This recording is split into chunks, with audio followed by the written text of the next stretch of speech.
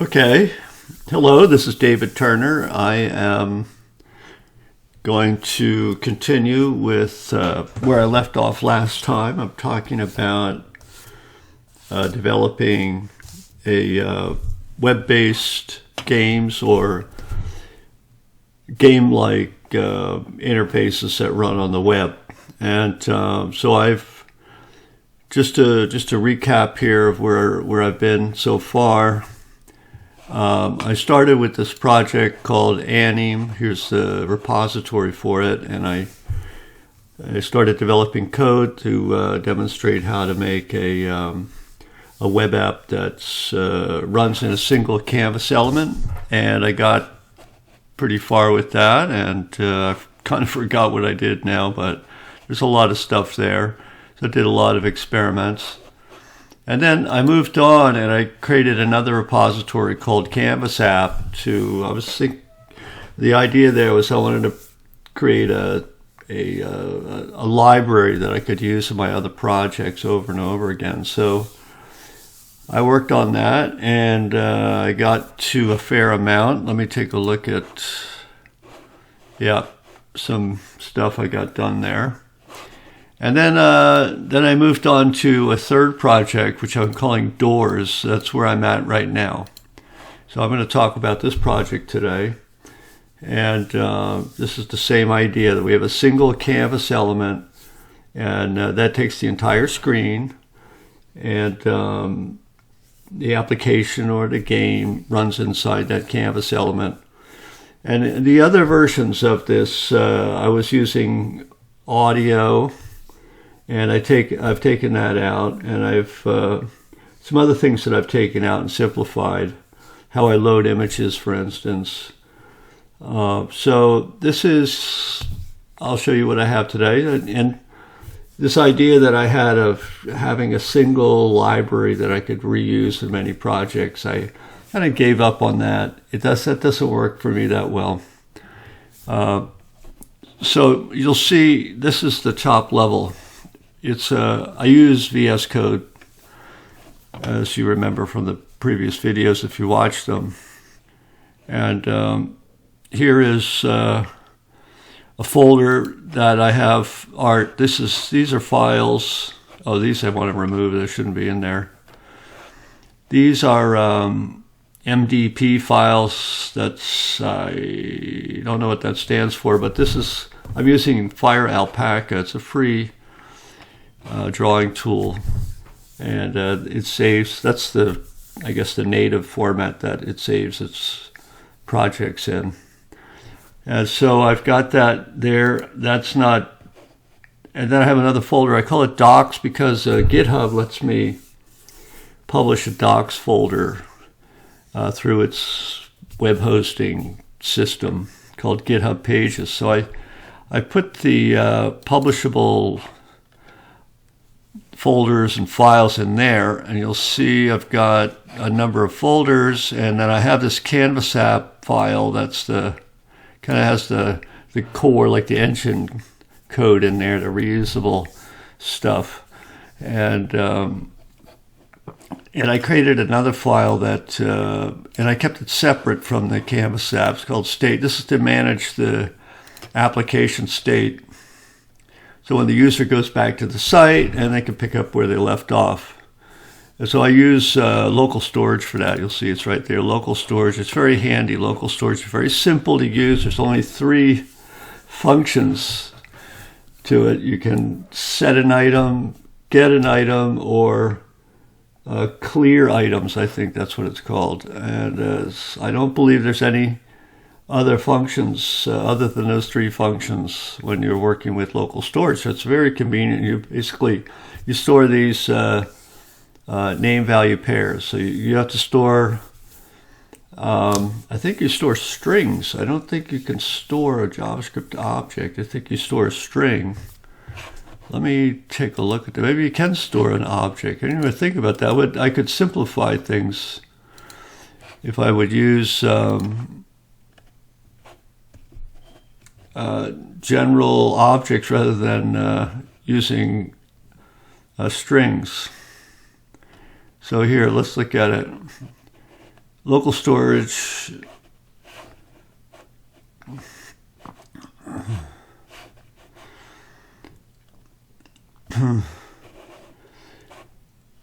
So the keys and values stored with local storage are always in UTF-16 DOM string format. So yeah, so I think the keys I knew were strings, but apparently the values are also strings.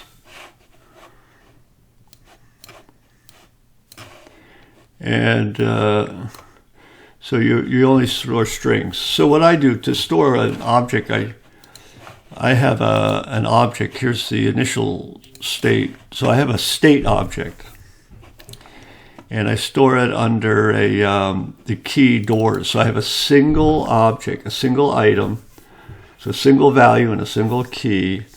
And the key is called doors. That's the name of the app. So if I have other apps running on my website, I'll have a different key to store their state.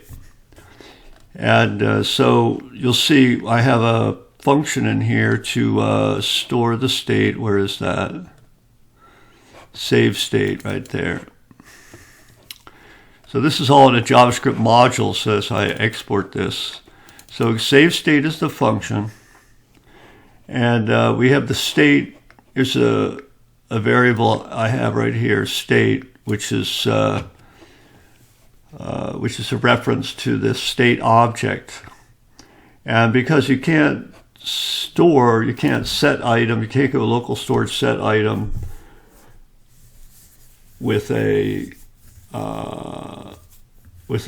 generic object, you have to store a string. So I take my generic object, my state object, and I stringify it using the JSON stringify method. So now it converts my JavaScript object into a string, and I can use that as my value and assign it the key doors. So I write it with the set item function.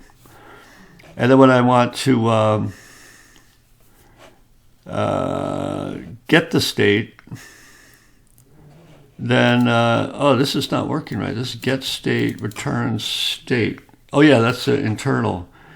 But when I load this page, what I do is, where do I get the state from?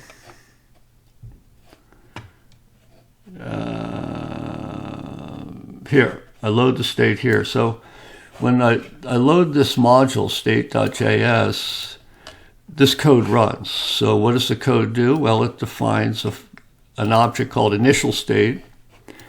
And then it enters into this loop,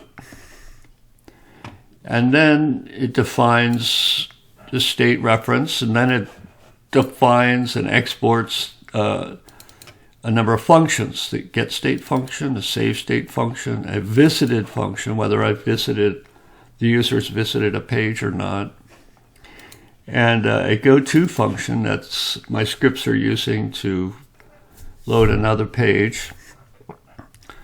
And then once it defines these functions and sets these variables and executes this loop, then it executes all of this code. And this is where we load in the current state. So we do local storage, get item doors, and that gives us a string, the state object encoded in as a string using the JSON format. And so if this get item doors returns null, if the state string is null, that means either the user has cleared the data for the website, or the browser has flushed out the data from the website using its algorithm for that sort of thing, or it's the first time that the user is visiting the website. So in any case, all those three scenarios, get item doors is going to return null. So you have to look for null. And if there is no state string, then I just use my initial state object as the current state. So once again, this state here, this is a reference to the current state. And this is my initial state. The initial state has these 4 attributes. It's got a version number, as a pages attribute, which is an array of all the names of the pages that make up this web app.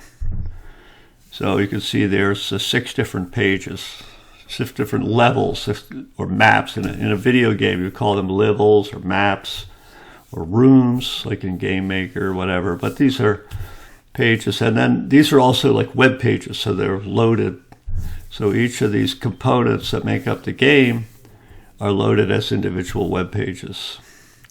But they all access the same Canvas app, central Canvas app code, as well as the state code. They all share this the same local storage object that stores the state. And then there's a page attribute. This is the current page, so it's one of these. It's doors, so you're going to start in the doors page. And visited, that's an array that's the same size as this, so it's a parallel array. It stores true and false, whether the user's visited doors or triangles or circles or so on. And so once we define that function, an initial state object, then I iterate through it, and I build up this visited array. I initialize it. So we're going to push true into this visited array for the first item, the first page name, which is doors, because that's where we're going to go first. So we visited. The user will, once you load the app, you're going to go to this first page. That page has been visited. So one page, the page with index 0 in the parallel array, that's going to have its value set to true. All the others are set to false. So anyway, that's what we do there. If the local storage doesn't have our state string, then we're going to set our state to the initial state, and then we're going to save it right there. So yeah, now we have a state that's in the local storage. And that's a save state method. That's something that I wrote. It's right here. It just uses set item, stringifies a state object, and writes that in there. And let's see what else. So that's if the state string is null. But if the state string is not null, that's the else clause. If the state string is not null, that means we've got our state in there. So we use the parse method of JSON to convert the state string into a JavaScript object, which I saved a reference to using that variable state. Then we want to check if the state has a version field. If it doesn't have a version field, this is if it does have a version field, but I not that here. So if there's no version field in the state, or if it does have a version field and the version field is not equal to the version of the initial state here, which is currently 4. So if either of these two are true, then the state is invalid, and we have to overwrite it with a new state. We start with the initial state. Once we set our state variable, initial state, we've got to save the state. So that's where we read in the state. So on page load, when the web page initializes and this module is loaded, the state.js module is loaded, this code runs, and when it runs, this the state for that moment is then is brought into the system. And so we're going to check the current page. If the user is going to a URL for one of the other pages that hasn't been visited, then we send them back to the first page, which I'm calling their doors. We send them to the doors page, I think. Maybe we're not. Maybe we're sending them somewhere else. I didn't change that. I might want to change that. So how does that done? Well, we're going to find what the current page is that the user's loading. So we use this location. It's a predefined JavaScript identifier location. It's in the window object. It's got global scope. So this location object shows where, it also controls where. It allows you to control the loading of a new page, for instance. So this location object has a path name attribute, and that's the current path name. I'll give an example of that. So just pop open this console, and we have location dot path name. There we go. See it? / CSUSB DT doors blob main doc state JS. It is right there. That's the path name. It's not the URL. It's not the complete URL. It doesn't have this in it. I mean, you can get that. I think there's other properties in there to let you get that. Is it URL? Let's see. No. It would be like, it shows you a list right here. So our port would be 80. Oh no, I'm sorry. This is you look at the lock icon there. That means it's HTTPS. So the port would be 443. That's the default port for HTTPS. Let's check to see if that's true. And there's no port in there, so I don't know what's going on with that. So location dot host name, that should be github.com. Got that one right. All right. And location dot, I'm surprised that port doesn't work. A protocol, that'll be HTTPS, right? So you can get all that information from the URL and build it up like this. But yeah, I'm a little surprised about the port number not being valid. Maybe because it's the standard port, so it doesn't set it or something like that. Let's see. This is protocol, that's port, origin, path name. Oh, href, that'll show. That's the whole string right there, href. So that's that. And so we just dig in there and I look for the page.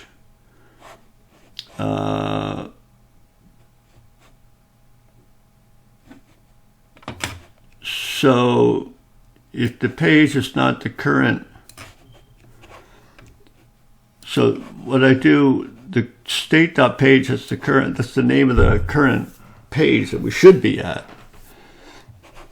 But if the page that we get from the location object is different than where we should be, then we're just going to jump over to where we should be. So we use this goto function, which is defined up here. Go to this page, and that runs it.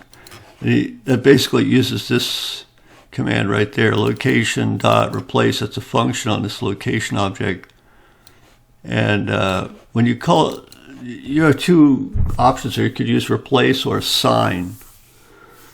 Assign is like clicking a link, and you can, when the user hits the back button, they go back to the previous page. But if you use replace, then you change the URL in the browser loads the next page, but the back button doesn't send you to the previous page. The back button sends you to the point previous to that. So I always use replace. So if the user hits the back button, they don't change pages inside the game. They exit the game and go to the link that they followed to get to the game. So you'll see the other alternative, once again, is assign. And I'm using replace, so I don't sort of skip over. I think with the idea that it keeps you out of what's called the history. And I think you can access history too. Just look at that. Is it history? History. Yeah, look at that. So the history, it shows you, where you've been and so on. And I'm not going to get into that. Length of 8 items in there. So the back button goes through the history, but when you use replace, you don't modify the history. So the back button will skip over the last page, the page that you called replace in. All right, boy, I'm getting off there, and so many details to talk about. I don't want to spend too much time with that. Anyway, this is the state object here. I'm sorry, the state module. And I put it separately because I have this index.html file right here, and this does not load the,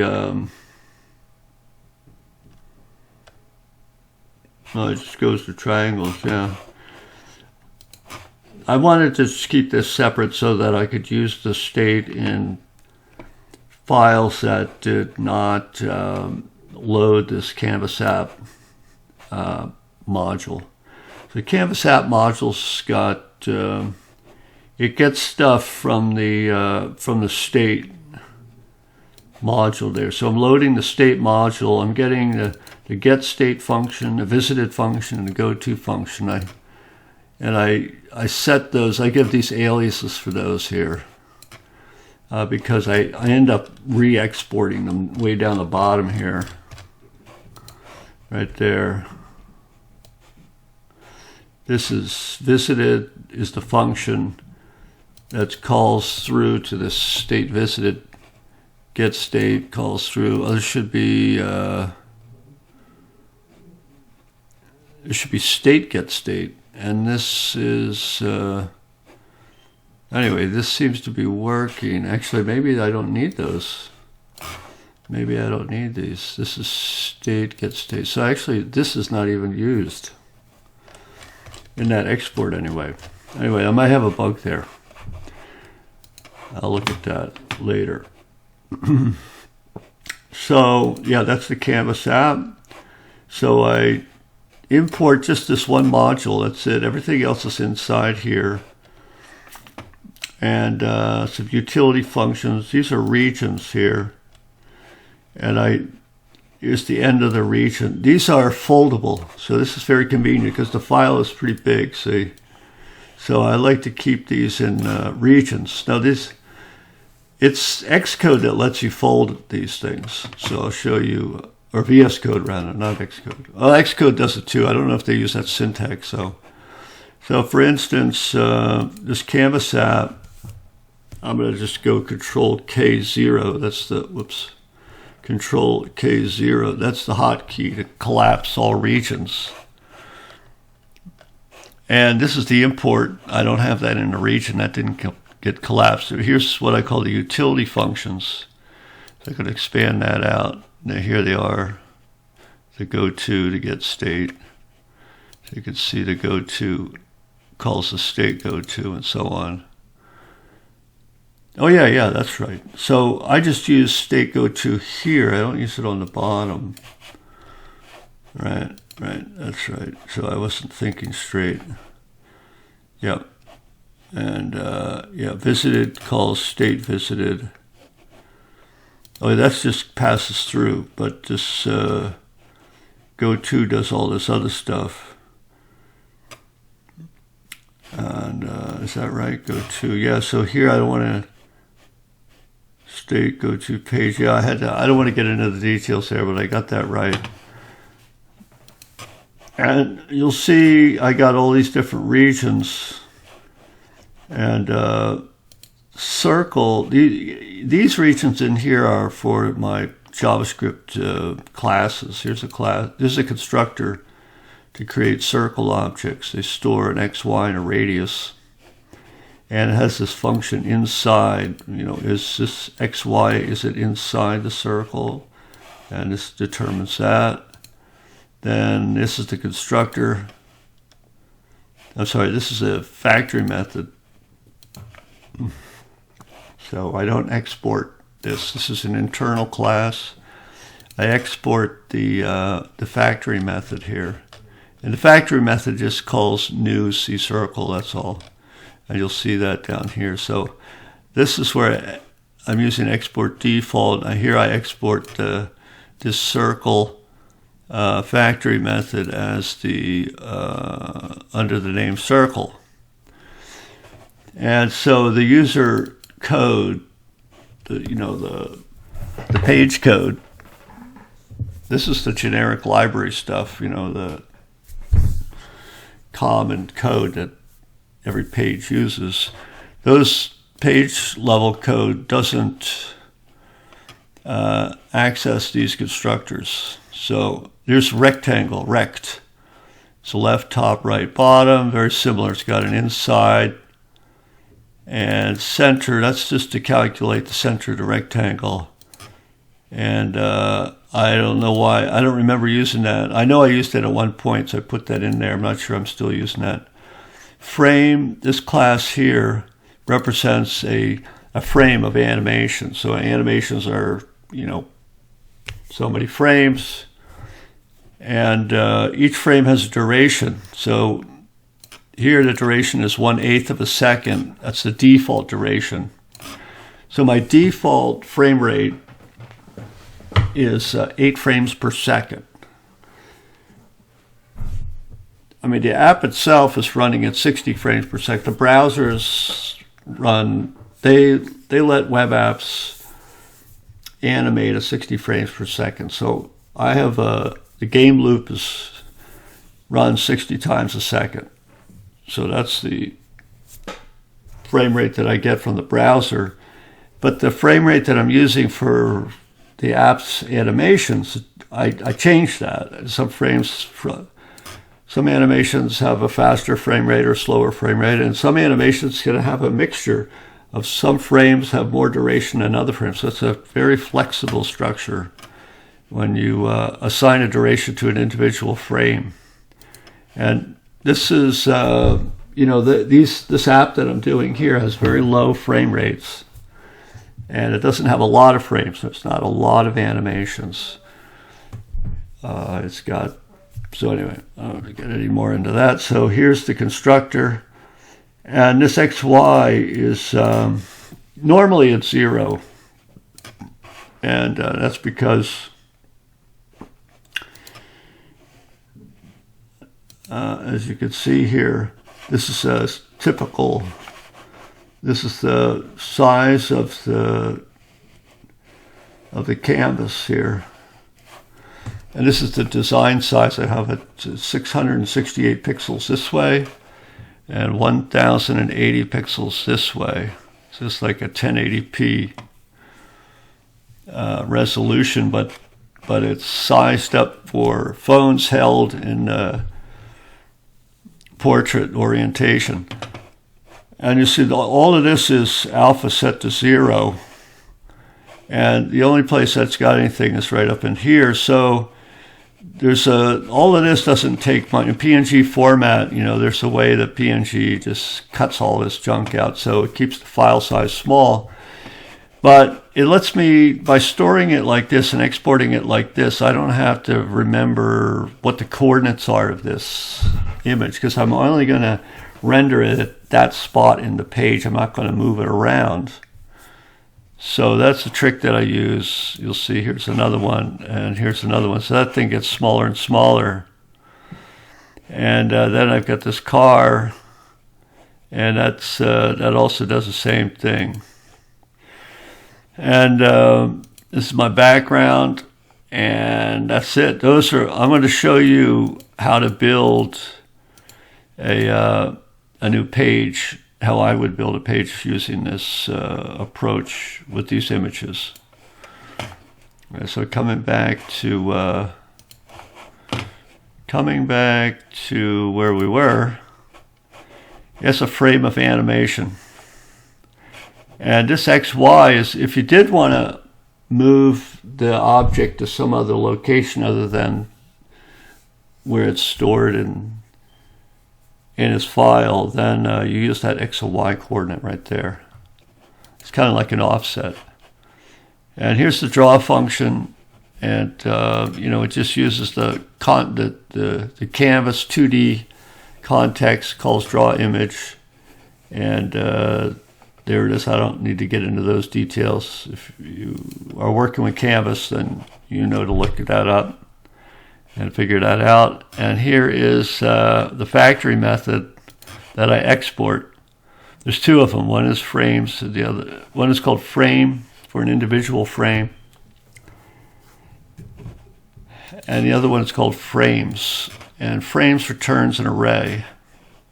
So it takes either a single image here or an array of images, and that's what I checked. I say is image. If images is not an array, I have an S here. See, here I have no S. That's image. So I'm assuming that's an individual image, and I wrap it in a single C frame object.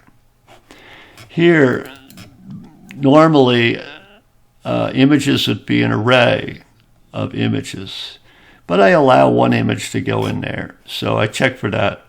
If the images is not an array, then I'm going to put it all inside this array here. Saying it's just single C frame and occupying an array. So I return the array. So it just turns out to be convenient in the code. And if it's not an array, if images is not an array, that means if images is an array, then we could use the map function to iterate through the elements in the images array, and for each image that we get, and construct a new array. So for each image that we get, we place in the new array an instance of C frame.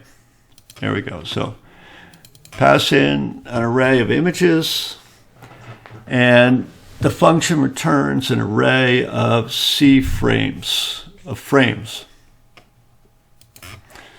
So the code heavily relies on that. And then I've got stuff to do delays. This is to delay T seconds. And when the delay is over, then you call start on all the objects in the start set and call stop on all the objects in the stop set. And of course the object has to keep track of elapsed time. So inside this delay is added to the game loop. When you want to start up this delay and say, okay, we're gonna stop some things and we're gonna start some things after a delay of T seconds. So you use this object to do that. And that's delay. It's very handy. And once is a one-time animation. The once object takes a sequence of frames, and it has a Z index, so you want to layer these things. So sometimes you want an animation cover another animation. And then there's an offset as well, and which is these all have defaults here. So I call it a once because the animation plays through its frames and then it's done. But at the end of this once animation, the system goes through the stop set and calls stop on all the objects in the stop set and calls start on all the objects in the start set. So that way, once you can cascade these or sequence the animations together or other actions together using this approach. And then there's a once, so an animation that runs once, and then you have a loop animation. That's something that repeats, like an idle animation, like your main character sitting somewhere and it just keeps looping. And so that takes, you'll see it has no start set or stop set because the loop is infinite, it just goes forever. And so you have to stop it externally, and that external code would then go through would have the start set and the stop set defined there. So that's where that would belong, not in here. So we have the same issue with the Z index if the loop is in front of or behind some other animation. We got to do that there. We have an offset that we could use. That's the loop. Then we have very important this touch. This is the kind of like the widget, the user interface. When the user touches the screen with their finger or uses the mouse if they're using a PC or laptop, then this touch is activated. And the touch is pretty simple. It uses a set of shapes like circles and rectangles. That's what the circle and rectangle is used for. It's for defining the touch areas. So a particular touch is any collection of circles and rects together. And if any of those, when the touch event occurs, the system reads through all those shapes to see if the touch point is inside there. And if it is, then this touch runs its stop set and its start set.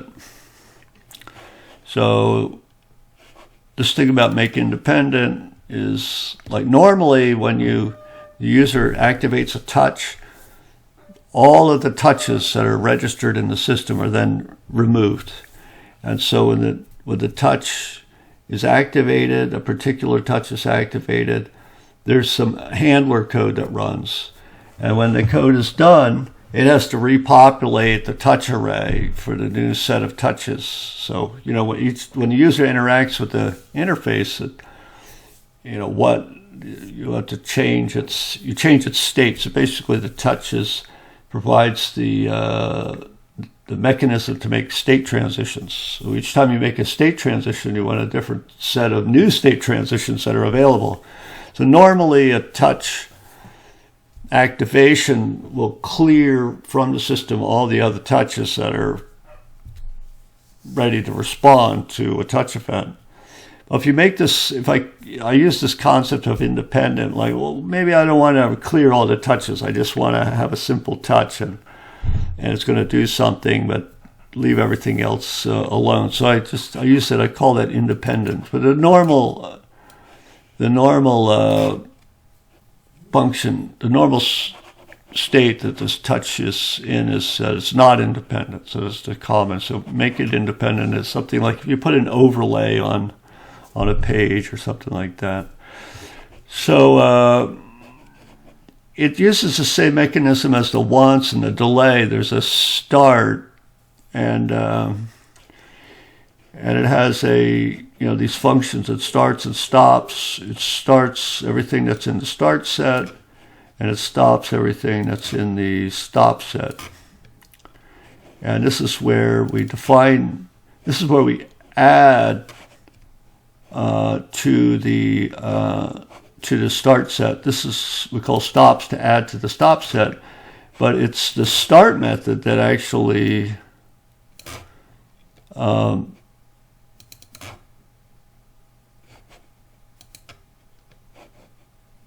gets. I don't want to talk about this. So when you call start on an object, it basically gets added to the game loop. So if you want to touch, so you create these touches that are like event handlers, and but they're not active right away. To make them active, you call start, and then they get added to this method here. They get added to the touchable or the touches array that the game loop is processing.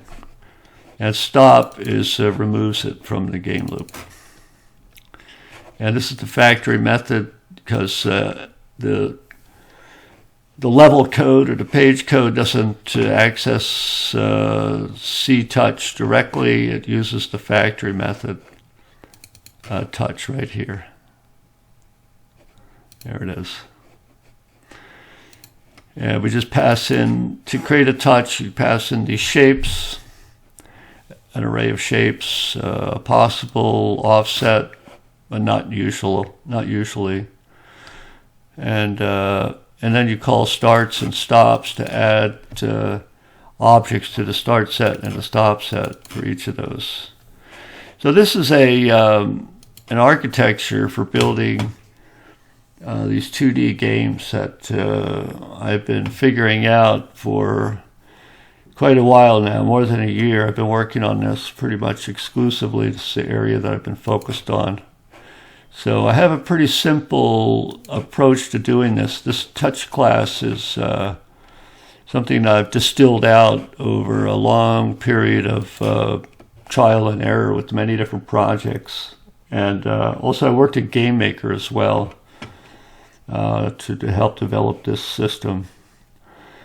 And this approach could be applied, could be used actually in any game development system, in Unity, Unreal, the Xcode, doing OS 10 using Swift or Android. I know there's a new language for Android. It's not Java anymore. It's something else, I think. I'm not sure if it's popular yet. I haven't been working with the cell phone apps for a while. Anyway, this is the rest of it. I know I'm getting into a lot of details here. I think I'm going to skip over all this. This is the rest of the library. This is where we do the exports. So I want to show you where I'm at. So if I run the build task,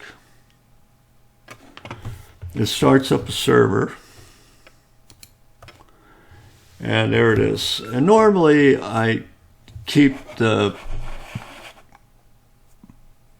open when I'm debugging, but I won't use that now. So reset to start. So this is the first page. The application is called Doors, and you see they got these doors that open up, and you see there's little icons up here to show you what you need to do. And so we can open these doors, and the last set of doors that get open, this will be a circle. You'll see that gets filled in. See that? And we go to the circle page. So we've just changed pages. It does show you up here that we're at that new page. And then this is a puzzle. You just run through the puzzle. And I got to make sure I get this right. There we go. So it's a little puzzle. It's not trivial. It takes a little while to figure it out, but once you get it, it's pretty fast. There it is. You transition to another page, and there's the URL. And it's, nothing is clickable except for the door. The little guy comes out, he looks up here, then you click that, and then you're back to Doors, and you see this little icon here has changed because now you've completed the circles. And then maybe you want to go to this triangle door here. And this just shows you, these are I have this 5 circles or 6 circles, well, one for each page of the app. So as I add puzzles and locations for the user to go to, I'll increase this, or I'll just redesign this page altogether. Anyway, it shows that we visited 4 different pages, and there's 2 that haven't been visited yet.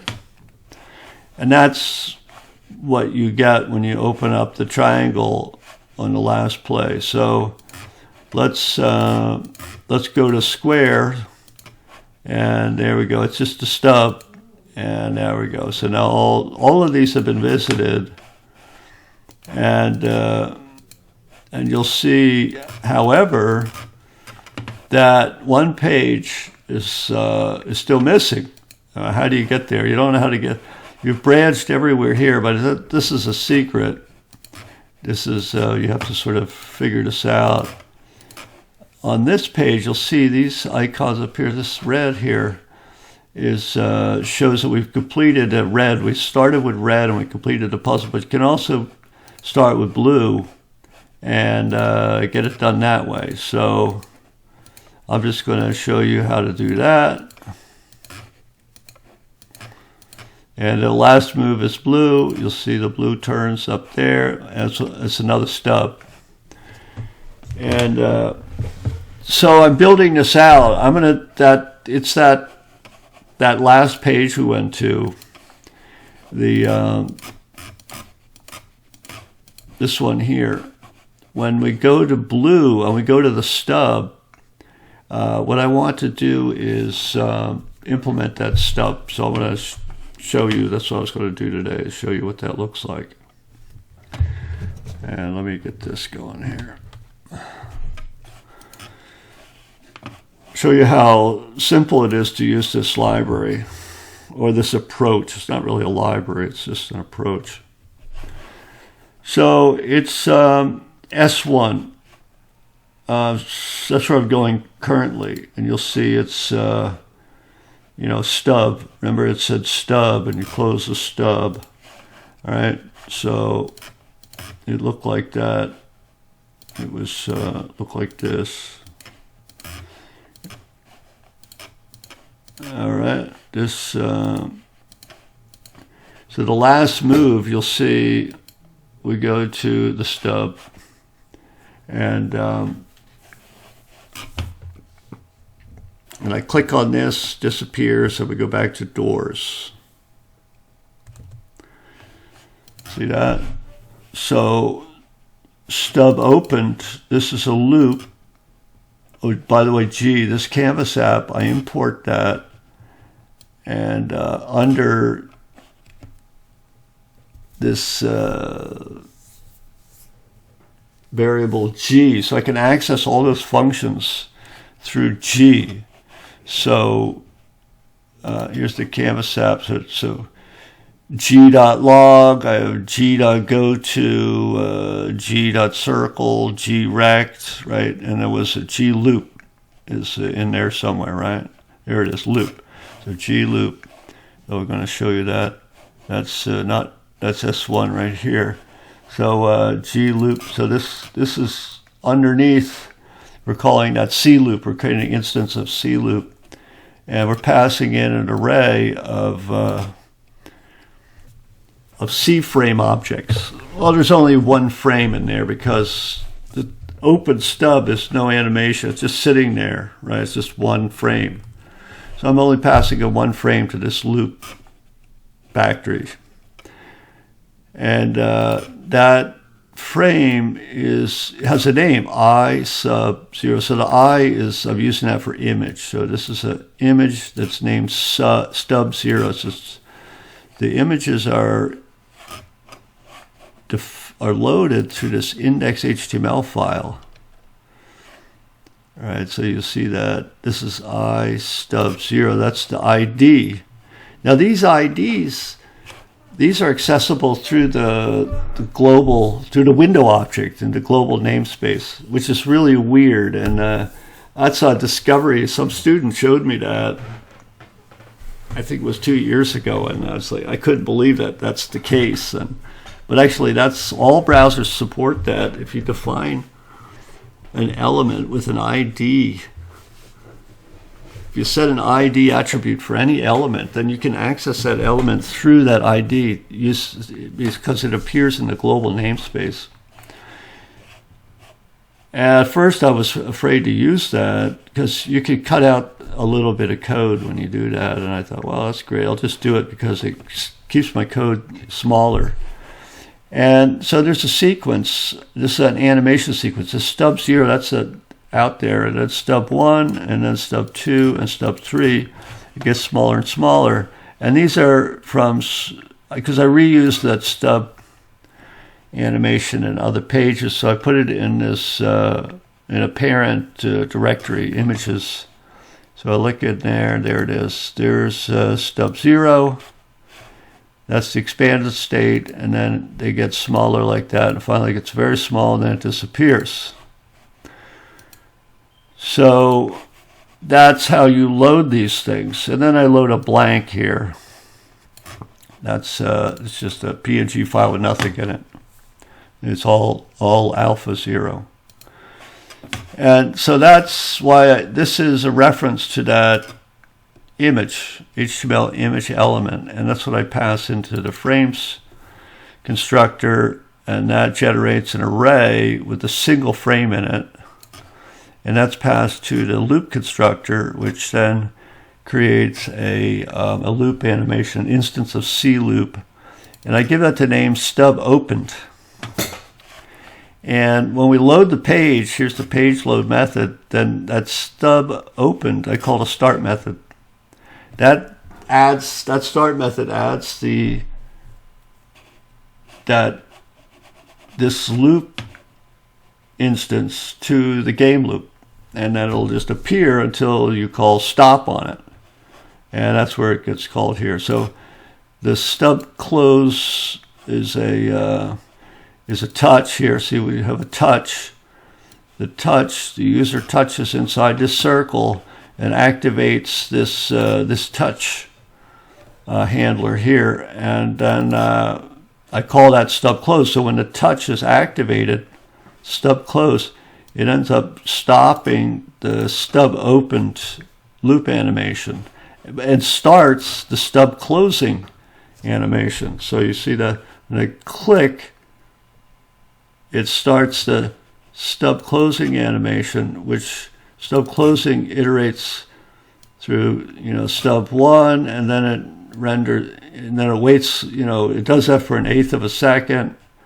Then it renders stub 2, then it renders stub 3, another 1/8 of a second, and then it renders nothing, a blank, for 1/8 of a second. You can also use a delay instead of using a blank, but it's kind of nice to use the blank. It makes the code simpler to look at. And so stub closing runs, see, here's down here. Well, at the end of the stub closing sequence, the system's, we add to its start set. It has a start set, which the things in the start set get started when the once animation completes, and that'll start this go-to object, our go-to function actually, which is to transition back to doors. So that's basically how that little stub code works. And by the way, that touch, this touch handler needs to be started and at the beginning. So that's what we call that there. This is the once animation called stub opened. We start that. This is on page load, and then we have to call the start method of the stub close. See, I use the word close. Close is like a command. See, so I think that's a good name for it. I like it. It's easy for me to remember. So I picked names that make it easy for me to remember and that are logical to me. So stub close is a touch object. That means it responds to user action. It's a command. It's a command that the user executes. So to close, that's a command. And then opened, that's not a command. That's opened is a state, right? So the stub is opened. It's a loop state. It's a loop animation. And closing is I use ing to express the once animations. So opened is like something that could stay open forever. And it's a loop. Say it's opened. That could be could be open for 10 minutes. We don't know. But closing is it's not closing forever. I can't close for 5 minutes. Closing is a one-time thing. It starts, it ends, animation is over. So I use ing ed or the command version for that. So that's how I keep track of loop, onces, and touches. And that's the basic system, those three. Then you got a lot of extra stuff like go-tos and delays that simplify things when you do that too. So what I'm going to do is I created this car folder, and I have a background. By the way, the backgrounds are automatically loaded by the Canvas app code, but they have to be called BG. And here's the background, and here's this car, and here is a button. I'm going to have this. The user is going to click on that. It's going to shrink, and then it's going to open up this car. And I'm going to see that car there. It's a picture of the car from the 1963 World's Fair in New York. And I was there when I was 6 years old. So I don't remember the car, but I think I probably saw that car, but I don't remember seeing it. And I was there. And anyway, that's why I picked that. And so we're going to get that implemented. Now, that's the folder images. And I'm going to start by just taking from, this is a system that just runs that stub. I'm going to copy that and drop it right inside this folder. All right. And then we have, this is the index, and I'm going to call that car. And this is a bunch of stuff. There has to be a canvas element in there, gcanvas. I might redo this. This is I was trying to solve a problem related to the iPhone, and I think that I fixed it without needing that, but I left it in there for now. I'll have to look at that later. But gcanvas, I use G because that's, it stands for game, and it also stands for global. And this does have global scope, so I like to use G underscore. There's nothing in the predefined JavaScript namespace at the global level in the window object that starts with a G underscore.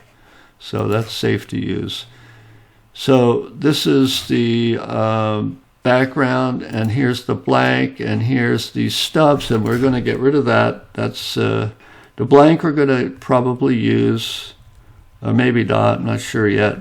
But we're going to use this these cars. So I'm going to call this car 0 like that, and this is car 0. So we're just going to go ahead and modify this. I'm going to show you how to get this.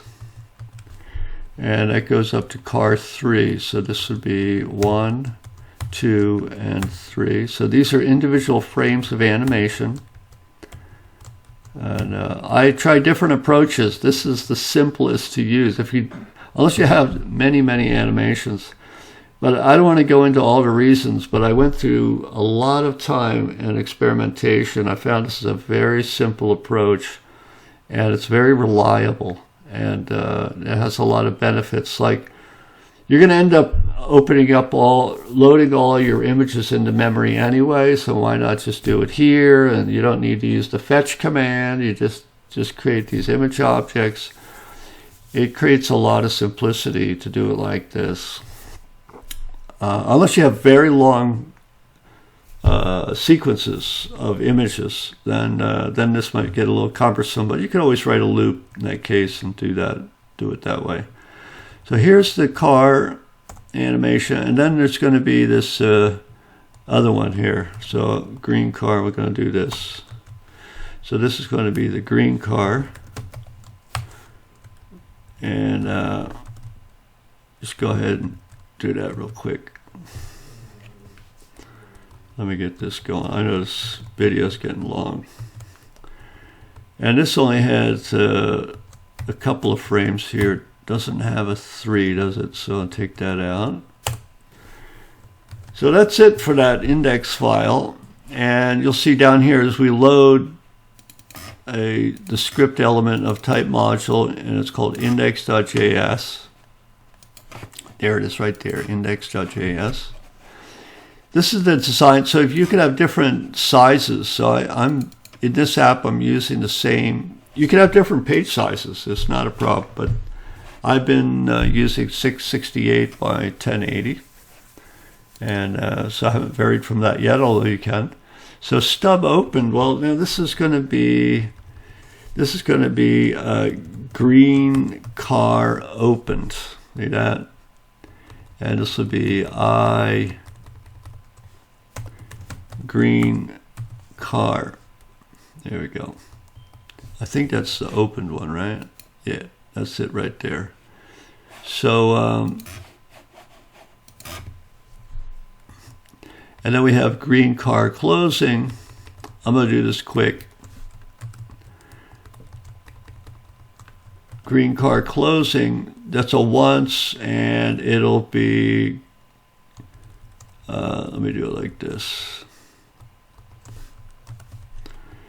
It'll be green car 1, I green car 2. And do I need a blank? Let's see what it looks like with a blank. And if it doesn't look good, then we'll take that out. Then we have,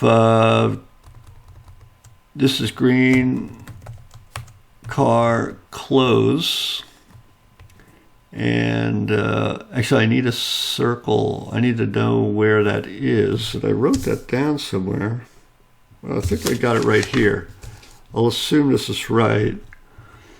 150, it's not a circle, it's a rect. I've got these numbers in front of me. I wrote these down earlier. I didn't want 470. You have to examine the PNG file to see where this is. 330. I think that's what I want. That's the area that user could touch in or click in with the mouse to activate this touch handler that we're calling green car close. And so this green car close is going to, when it gets touched, we're going to stop the green car opened loop animation, and we're going to start the green car closing animation. There we go. And then the green car closing is going to do something.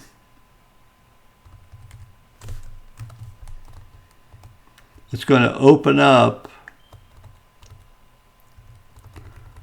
I can't remember if I messed that up or not. Yeah, there we go. It's not going to start this transition.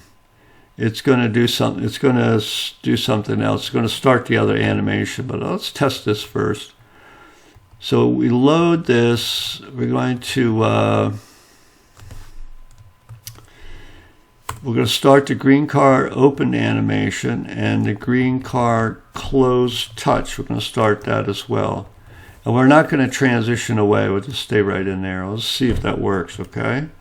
Let's see if that works. So basically, we have to get there, though. So we get there by... I have to trick the system a little bit.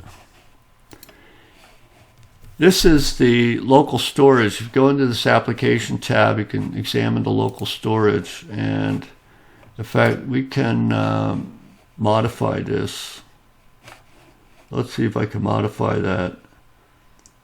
Visited the current page.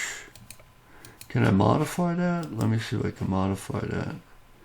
Edit value. There we go. So, this is going to have to be car.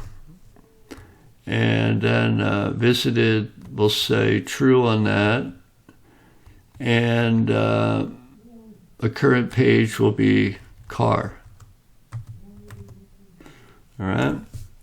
I haven't done this yet, but I think that's going to work. Let's see. So if I reload that, I go to the car page, and I got an error.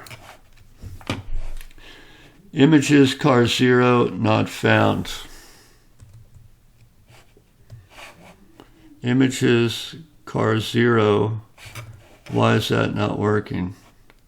Oh, it's at the top there. This is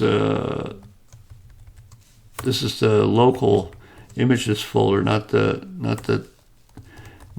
application level images folder. I get blank up there. We're going to leave that alone. That's cool. And this is also that one.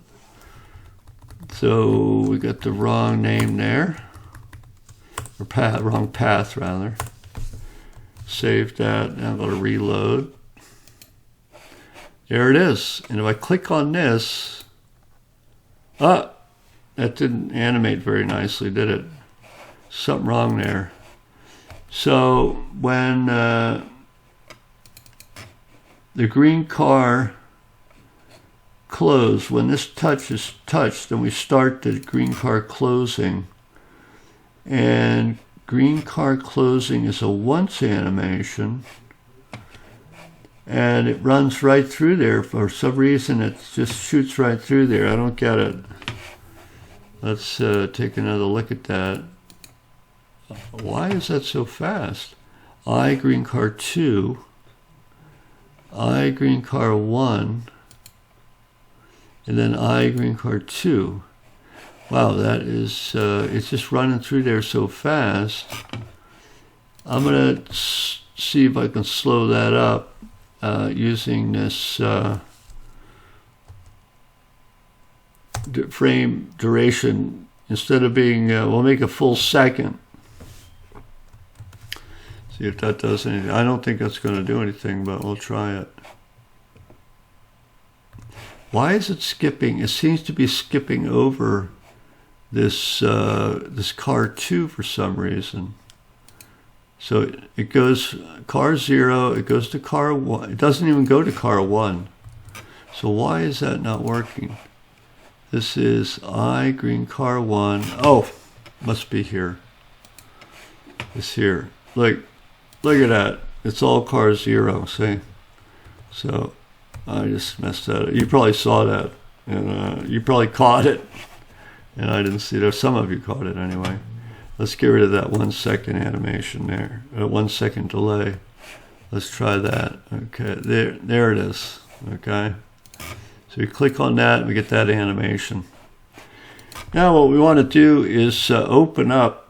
So we're going to do sort of the opposite of this. We've got to have car opening. Car opening. And car opening is going to, let's see, it's going to start small and then get big. So that's 3. So car opening is going to start with I car 3. And then it's going to go to I car 2. And I car 1 and I car 0. Well, we don't need a delay here, do we? No delay there. So it's going to be I car 3, and then it goes to I car 2, and then 1. And that's enough, because we got to have car opened. Car opened, which is this car 3. Sorry, car 0. And so this green car closing, when the green car closes, what we're going to do is we're going to start the car opening. There we go. Let's see if that runs. It did it, except it blinked away. It didn't stay open. So that's because green car closing, it starts car opening, and car opening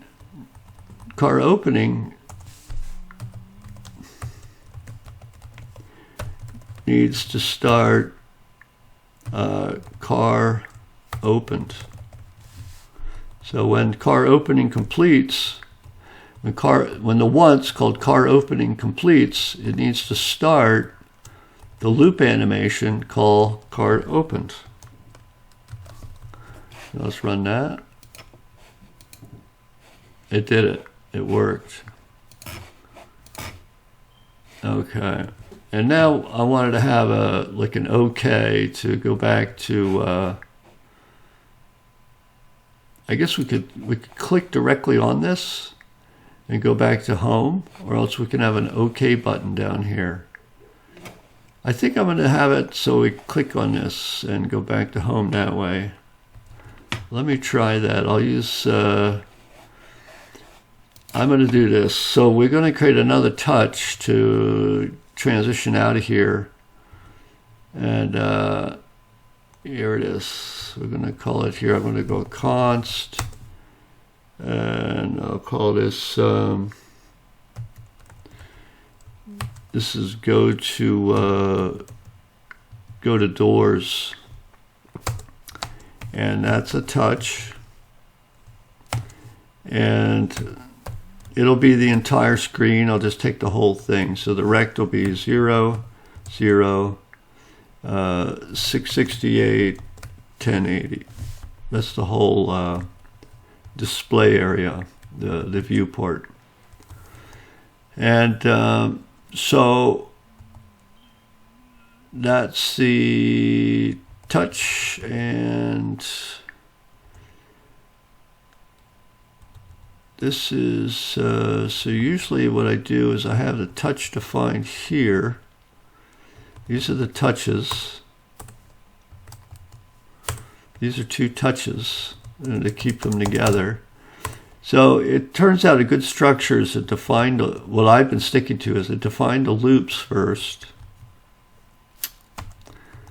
And then you don't have to do it like this, but I'm going to do it like this right now.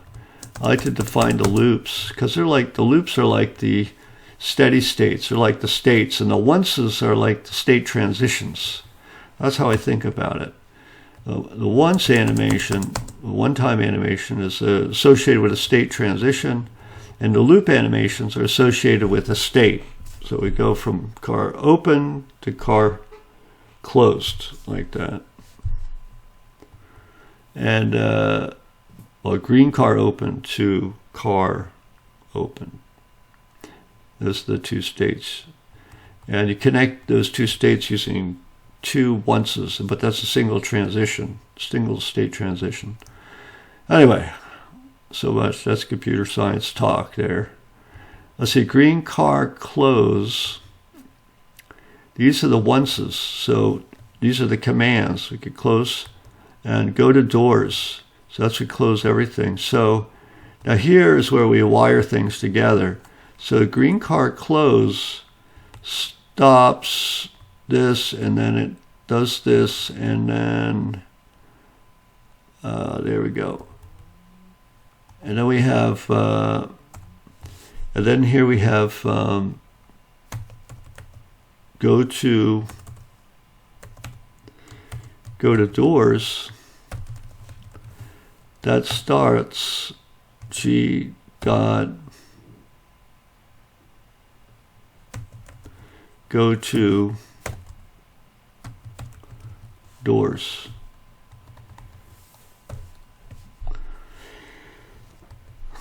So when the car opens,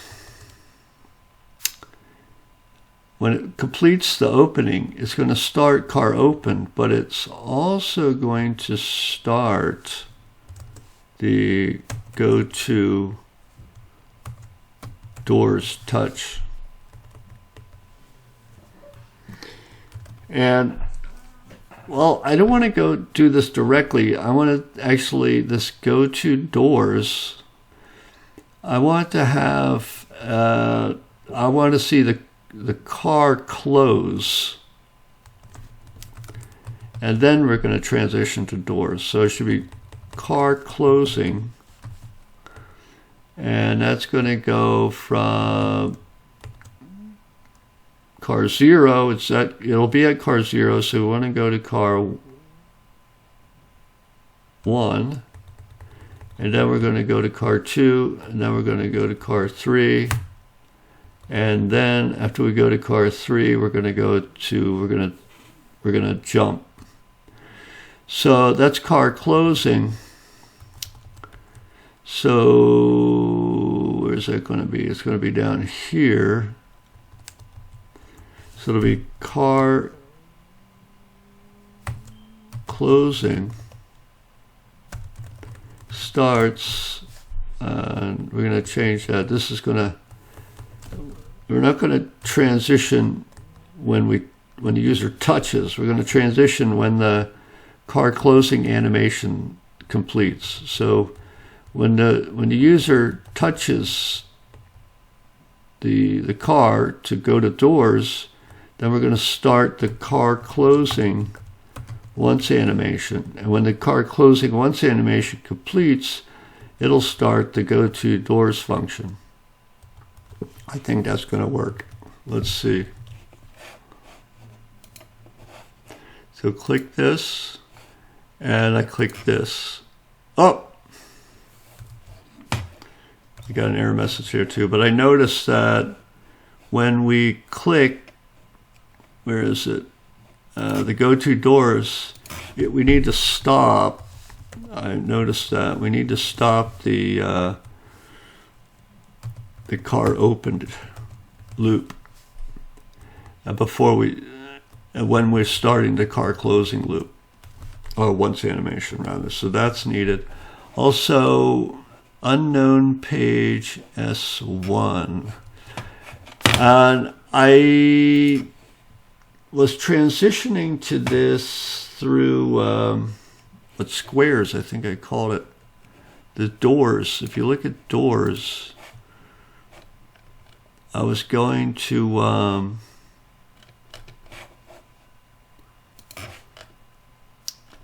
I'm going to S1, and I want to change that to go to cars. So where do I have that here? Where did I do that? There it is. That's S1. So it should be car. And so that goes there. And I have to check the state object. So I want to make a permanent change. So I don't want to have to edit the local storage. I just want to get that in there. And that's that. That's good enough.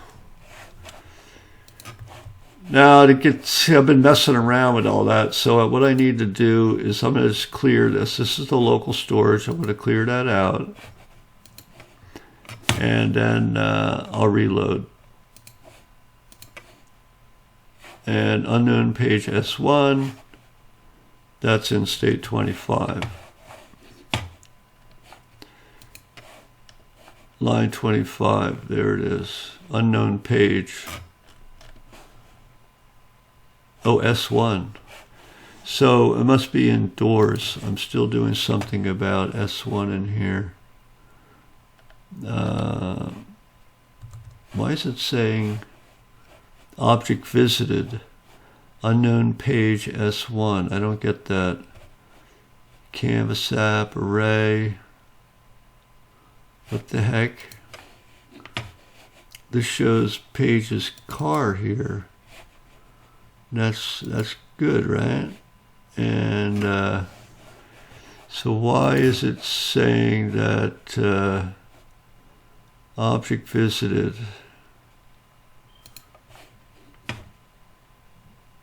222 here. Oh,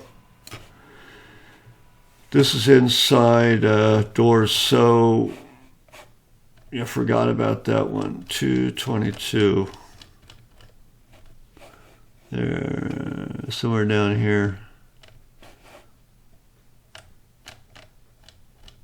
Oh, what the heck? I'm just gonna do the search S1. There it is. So that should be car. All right. So reset to start. That's because I cleared that. I'll just clear it again to make sure. Reload. And so that was the square. So I'm going to go open these, and then I go here, and that goes to cannot read property starts if undefined. This is we are in car, and that's line 19. All right. Line 19 is right here. And it's saying cannot read property starts of undefined. Starts. So stop. Oh, it shouldn't be stop. It should be stops. And let me reload that. So there it is. Keep testing that. One more. There it is. There we go. And let's see if this runs. Yep, that's good. And that's it. We got that working. See that? And then the rest of the puzzle is good.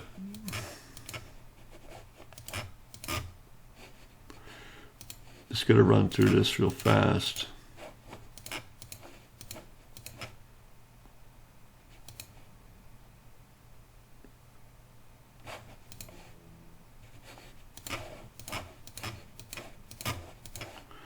Yeah, steel back in there, right? So it's just a little silly game, but that's just to show you how quickly you can code things. It's a little messy, I mean, the first time you look at that, but if you want to work with me on this, if anybody is interested in pursuing this approach to building gamified web apps or games, using this approach, using onces and loops and touches and so on, and this what I think is a pretty simple approach. I couldn't make it simpler than this, and from what I could tell, and it's very generic. You could build an app out pretty nicely using this. But yeah, I mean, if you're doing your own thing and you're doing something else, that's great. Most students are going to be doing that. But if there's anyone that wants to sort of get involved and team up a little bit with me, you can work separately, you can do your own thing. But I could certainly help you out quite a bit. And if there's any artists out there who want to do a project with me, and got some ideas, game designers and artists, maybe an artist and a game designer, and or if there's someone that wants to be level, basically a project needs three people on it. You need an artist, a game designer, and like a level programmer. So somebody comes up with the ideas about what the game's going to look like. Maybe the artist does that, actually. See, one person can do all three, but like I'm not that skilled at art, so I would love to have an artist. Also, the game design, I'm doing okay. I'm like figuring it out, but it'd be nice to share the game design with someone else, or just let someone do the game design if they have really good game design ideas. And but the level implementation, doing the level programming or the page programming, see that this Canvas app code is done. I mean, it could be tweaked, and cleaned up and all that, but it's essentially that's ready and going. It's this code here. It's the code that's used to implement the page or the level, right?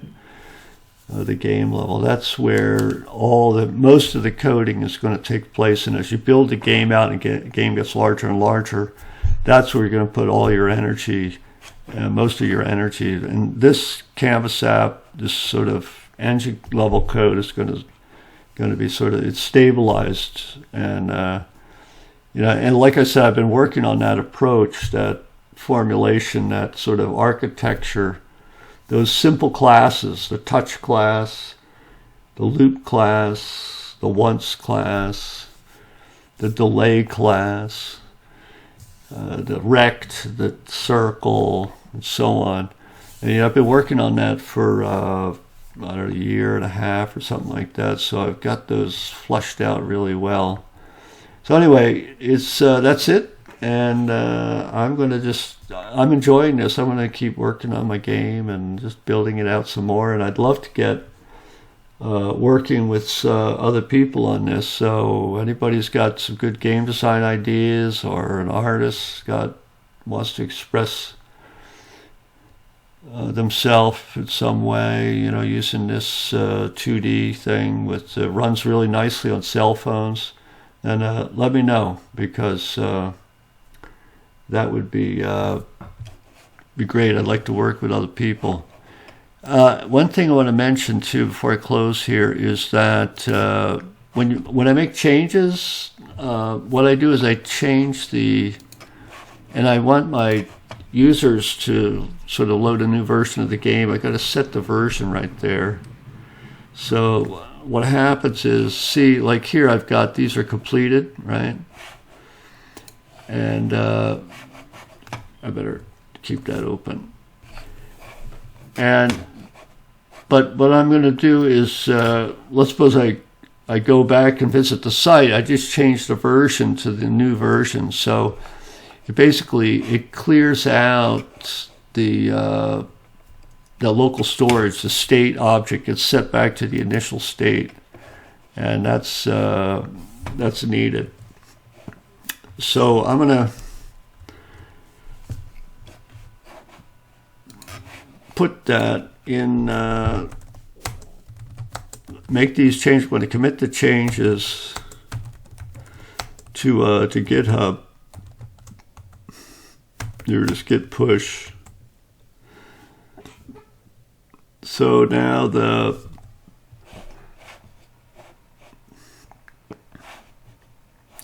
let's see, where is it? This is not this one here. This is doors, right? Here's the README file. So this is the published, there it is. And so I have it online here. Let's see. There it is. So that's how I publish it really quickly like that. And if you use that versioning, then you're going to basically clear out the local storage. The user has to going to restart the game. It's so if you add pages to the game, and then although you could, if the game got really, really big and you didn't want the user to restart from the very beginning, you'd have to do some extra coding. But I just kept it simple, just clear it out. And when I add a new page or change a page significantly, like where they go to, then I just bump up the version numbers so they end up reloading. All right, that's it, and I hope that wasn't too long.